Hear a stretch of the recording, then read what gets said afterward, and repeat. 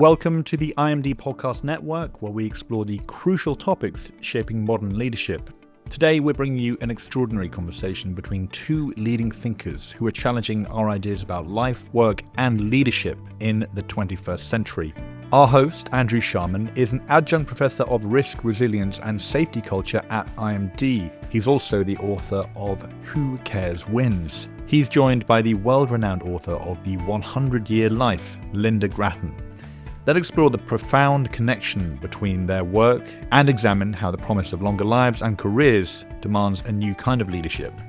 They ask a fundamental question. If we're living and working longer, how must leaders build cultures that are not only productive but also supportive, caring, and resilient enough to sustain people across a multi-stage journey? Lynda, it's a real pleasure to meet you. Your work, particularly in the 100-Year Life, has deeply influenced the way that I think about leadership and organizational design. And the idea particularly that we're living and working longer lives, and that this demands a complete rethink of how we structure careers, relationships, and purpose is something that I'm finding incredibly powerful. And so in my own work, particularly in my new book called Who Cares Wins, I've been exploring the human side of leadership and how care, empathy, and psychological safety aren't just moral imperatives, but actually they're strategic necessities. Mm-hmm. And I argue that if we're going to support people through these longer multi-stage lives and careers, then leaders must create cultures that allow people to feel seen, to feel supported, to feel safe across every phase of their lives. And so I see our ideas as deeply connected. You provide the map for this extended journey of life and work. And I'm focused on how leaders can build organizations where people can travel that journey with dignity, with energy, and with care. I guess I'm really interested to think about this longer life. And if our lives and careers are stretching to 70 or even 80 years or even beyond, how must the role of the leader evolve to support people through those extended journeys? Well, that's such an important question, Andrew, and thank you so much for the kind words about the book. I've been exploring the future of work now for many years, and I've written a whole set of books about different aspects of it. The very first one was called The Shift. Well, the first one about the future of work was called The Shift, which I wrote more than 10 years ago, about 2025. So it was actually a predictive book about what was it going to be like in 2025. And then I went deep into some topics like demography, what happens when everyone lives to 100. And I've just finished a book, which you won't see for another year probably, but that's really about how should individuals respond. But I think the point that you make is a really important one, which is to say that the interesting thing about the 100-Year Life and living longer is that I wrote it, as you know, with an economist, Andrew Scott, and that there is an economic imperative there. And the economic imperative is that if you live longer, then unless you save a great deal or make a great deal, and most of us don't do either of those things, you have to think and plan to work into your 70s, which indeed is what I'm doing. And to do that, you have to change the way that you think about the rhythm of life. So rather than the 3-stage full-time education, full-time work, full-time retirement, you have to think about something which brings more opportunities to upskill and reskill. And so we talked about the multi-stage life, where you also brought in some of the aspects of the first stage education right the way through. You'd maybe stop to do a program or a training program at various stages in your life. And similarly, that great chunk of retirement also gets pulled back in, and you have sabbaticals and so on. So that's really where we ended with the 100-Year Life. And then Andrew and I wrote another book after that called The New Long Life, which began to talk about, well, how would that happen? But one thing is really important, I think, is that if you're thinking of having a long working life, there's two sort of players in this game of a long working life. One is you as an individual, and that requires you to have quite a lot of personal agency, not necessarily to plan, because I don't think it's very easy to plan at the moment for a long working life, but certainly to be prepared for it in terms of resources. And the second is that the institutional forms around you, be that organizations or governments or educational institutions, they need to be prepared to support you in those different stages. And when we wrote the New Long Life, the word that Andrew and I used to describe it was under institutionalized. So we basically said, look, institutions, be they organizations, be they education, they're not really in any way prepared for this. The 3-stage life was relatively easy because everybody goes through at the same stage. If you know somebody's age, you know their stage, and that makes planning a lot easier. And so I would say, Andrew, that, which is why your book is so important, is that we do need to encourage organizations now to institutionalize ways of working that allow people to have these long working lives. And the last book I wrote, which was called Redesigning Work, was really addressed to the institution. It was about, well, what would you have to do to redesign work? And it was written off the back of the pandemic and the rise of flexible working, in a bigger way. So I think you're right to draw attention to the fact that we have to think differently about how we design our institutions, and indeed how we think about leadership with respect to these new ways of working. Thanks, Lynda. Yeah, you're emphasizing this idea of shift in leadership. Particularly, something that resonated for me there was your notion of leaders needing to provide more support. And in my book, I talk about leadership no longer being about direction; it's about devotion. And so, in a world of 100-year lives, I see leaders shifting from being commanders to being companions, walking alongside people, not just pushing them forward. And so that sense of deep, enduring care is something that I'm really arguing for strongly in my book. Yeah. And I think if we kind of hook into your redesigning work book as well, and think about extending the point, how might organizations build flexibility and care into their structures, not just their policies, so that people can thrive across these different life stages without burning out or opting out? What would you offer there? Yeah, I think it's a very, very difficult question. And if you look at, I teach a program at London Business School called Human Resource Strategy in Transforming Organizations. And in it, at the very beginning, I say, look, there are various levers that you can pull to change the dynamics of an organization, and in a way, for this, you'd have to pull all of those levers. So the first one is about leadership. We can come back to that in a second. Second is about structure, how you structure the place. Third is about the policies and practices you have in place, like the flexible working practice and policies. The next is about the sort of people you recruit and their capabilities and competencies. And then, of course, the values and the culture sort of sits in the middle of that. And, I guess for me, and well, for you, Andrew, the real focus of your interest is in those leaders. How do leaders, how do they really engage and involve? And leadership, having said that, I've just this minute sent my column to MIT. I have a column at MIT Sloan, and this next one is about the new forms of leadership and the fact that there is a new generation of leaders, I think, coming out, and I've been following them, as I'm sure you have. And those are leaders who have been trained in a much more empathic way. They've often come through multicultural processes, at IMD, at London Business School, at various other places where they've worked with lots of different nationalities. They often run companies which have got lots of different nationalities. And so they're just more sort of interculturally sensitive. So I think there is a new breed of leader coming out. But I would still have a word of warning. And this is something that Diane Gersten and I wrote an article for Harvard Business Review, which came out 2 years ago, and which actually it got the prize as the best article, and it was one of the most read articles of the year. And it basically said why managers can't do it all. Now, it didn't really look at leaders; it looked at managers. But the point it basically said is, look, we know that managers need to be more empathic. We know they need to be non-hierarchical. We know all of those things. But the truth is, it's very difficult for them to be those things because they're under a lot of short-term pressure, because they've got very wide spans of control. And I think what's true of managers is just as true of leaders. That I was just reflecting this today about, the great leaders that we know, people like Paul Polman, but, of course, whom was very close to IMD. But Paul, in the end, the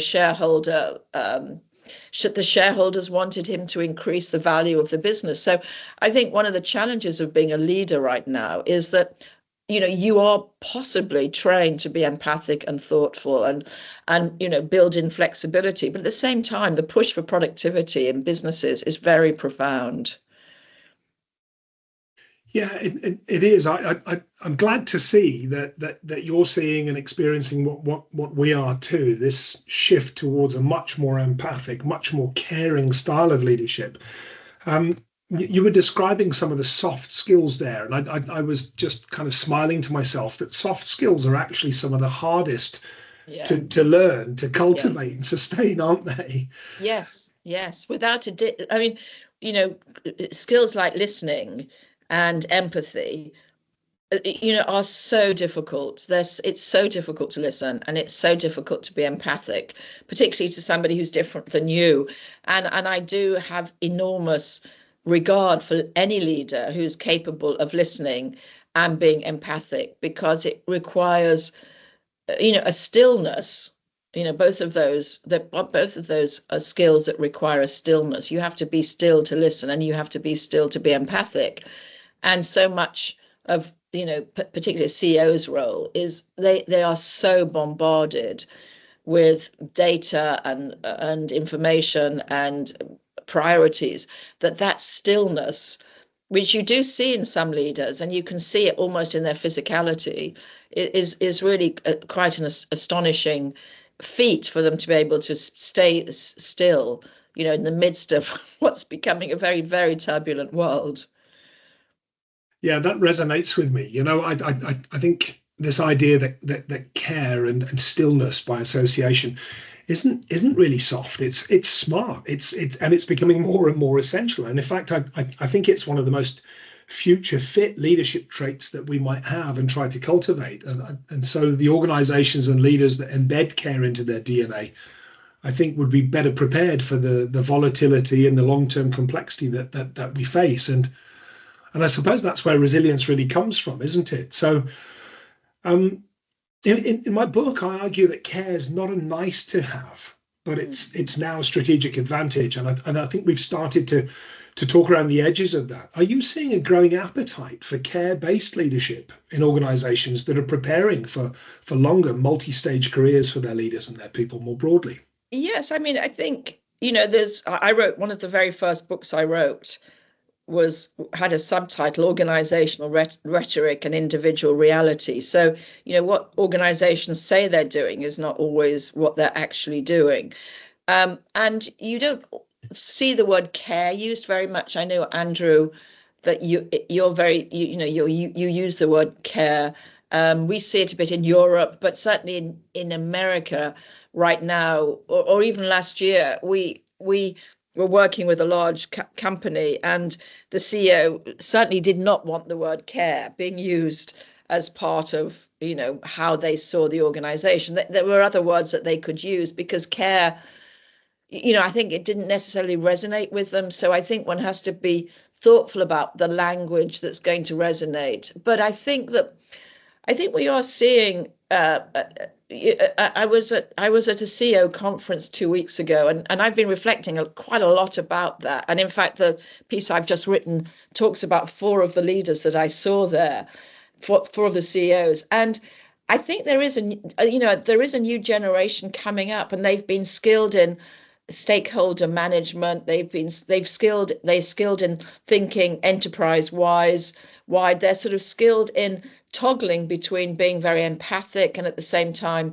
being very focused on results. And that for me is the real challenge, is that being caring is one thing, and it's important to be caring, but that's also, there's that toggling between empathy and focus. And I saw that one of them in particular really demonstrated that to me. And one of the things he said in his interview with the person who was interviewing him was, it's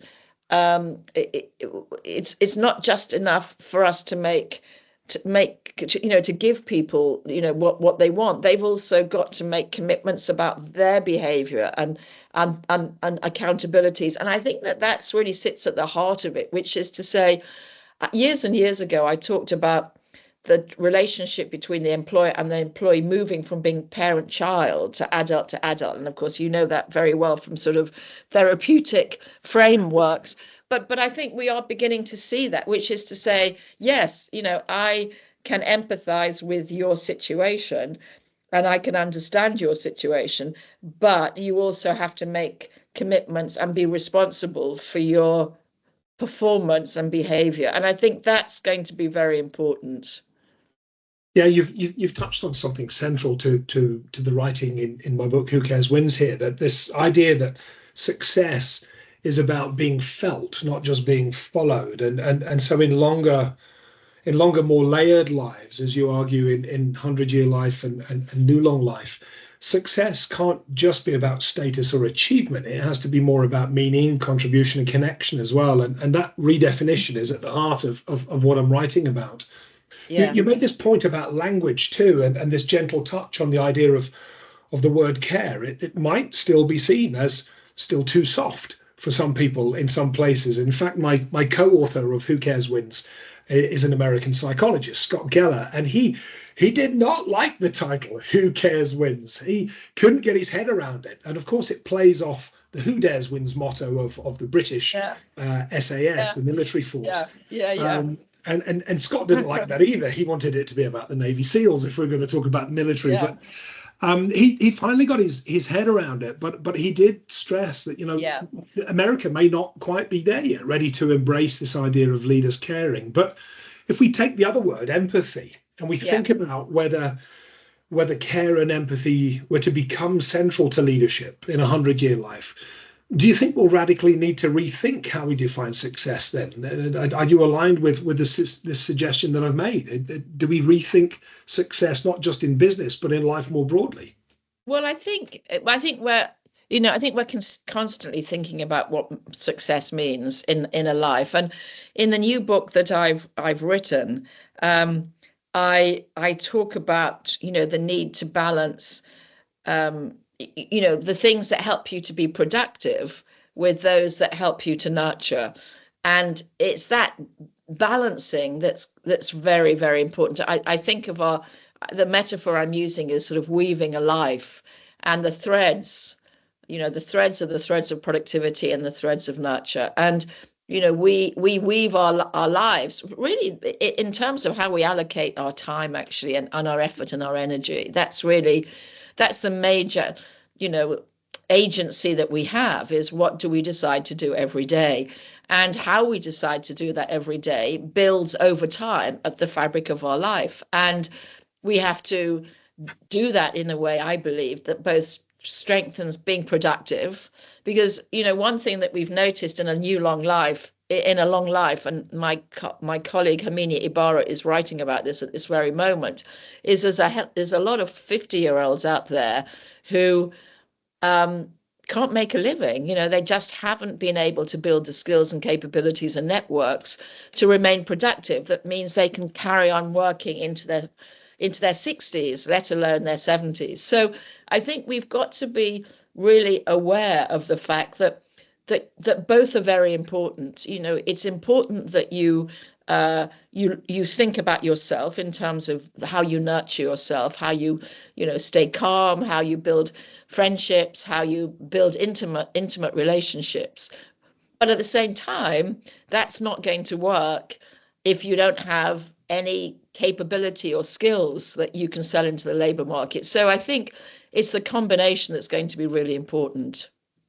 that combination and the idea of weaving our life there took me back 6 weeks ago. I got married 6 weeks ago. Oh, congratulations. Thank you. I got married in my homeland, Scotland. And so I was wearing a kilt. Yes. And so were most of the other men that were at the wedding. And as you were talking about weaving, it was making me think of first a tapestry, but then the added complexity of a tartan in a kilt, and how there are big blocks and there are smaller blocks of colours and patterns, and it can become quite complex.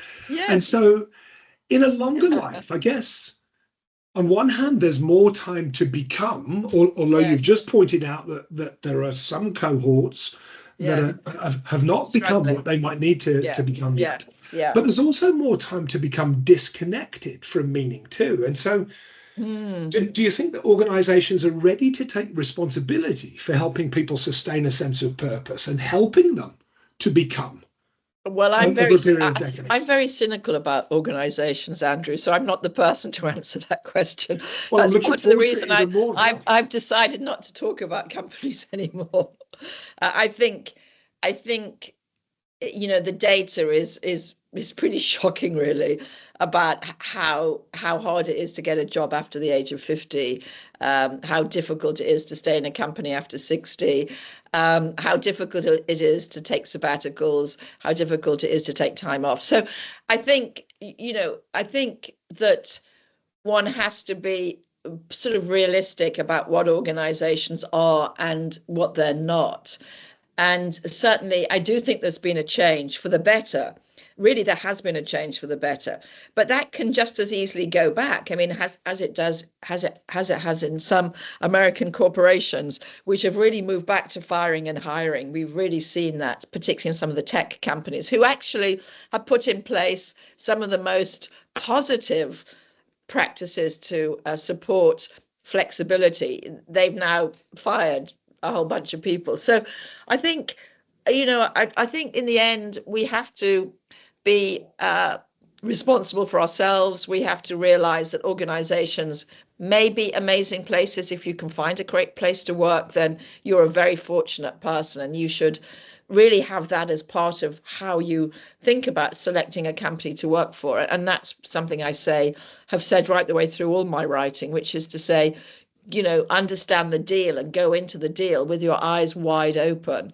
So if you want a company that supports you to be yourself right the way through your life, you need to find that company and really to ask yourself, what is it they're going to give me?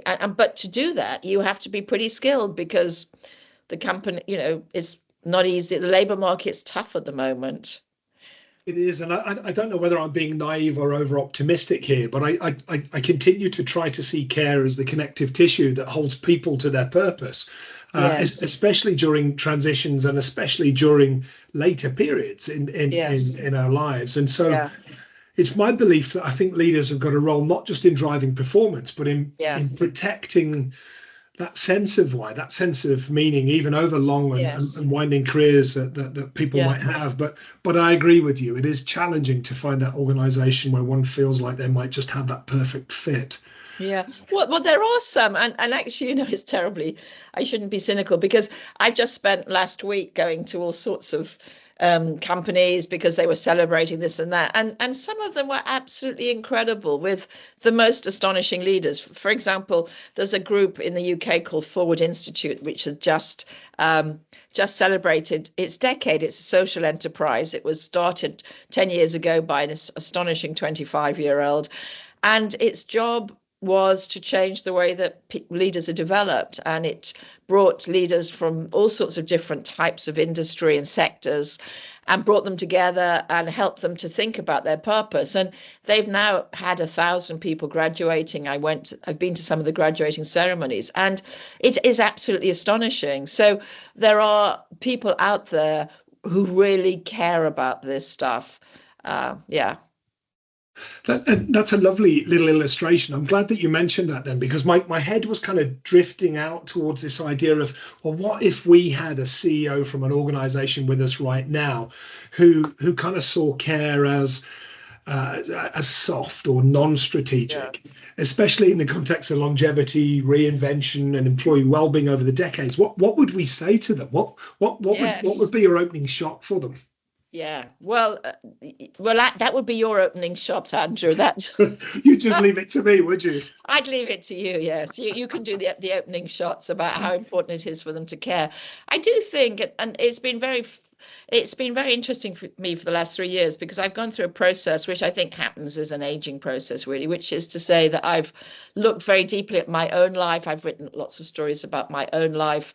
And one of the questions that I think I'm calling this one of the guiding questions that's come up for me, and I think for others, is this question of who am I? And that comes, both from learning about yourself and also learning about others. And what I would always say to leaders in terms of that development process would be around, how have you learned about yourself? And then how do you learn about others? Because I think it's very difficult to be empathic to others unless you have some idea about being another person, being different from who you are.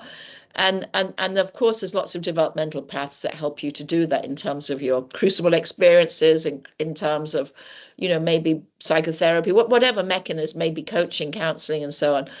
But that certainly makes a difference. And I do think that perhaps one of the this new generation of CEOs that are coming up, I haven't got the data on this, but my guess is that quite a lot of them have been coached, really deeply coached.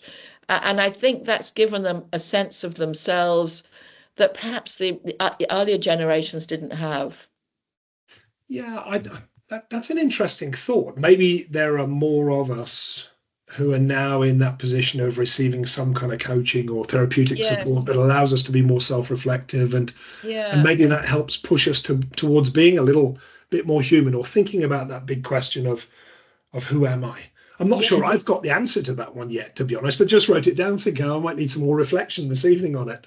Oh, well, when you read the book, you'll see I've got all sorts of wonderful exercises to help you to do that. I better start this evening. I'm kind of thinking about this idea of future design. And if we were to design organizations not around efficiency or profit, now I'm not suggesting organizations don't need to be profitable or efficient, but if we designed organizations around human flourishing across 100 years, what do you think we'd have to let go of first? That's such a good question, Andrew, and I don't really have the answer to that.